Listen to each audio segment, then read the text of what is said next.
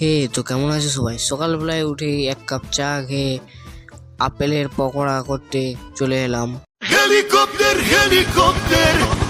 তাই এদিক ওদিক না তাকিয়ে আপেলগুলো কেটে পকোড়াগুলো ছাঁকতে চলে এলাম।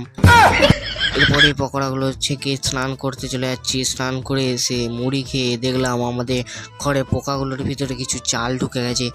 তাই সেই পোকাগুলোকে রোদে দিতে যাচ্ছি।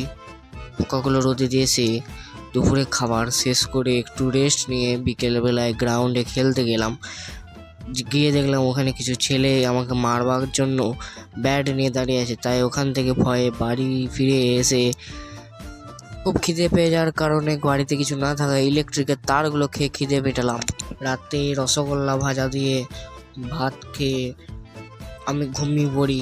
কালকে ওই ছেলেগুলোর সাথে মারপিট করতে যাবো। তোমরা ততক্ষণকে ভিডিওটাকে লাইক করো এবং ফলো করো বেশি বেশি করে।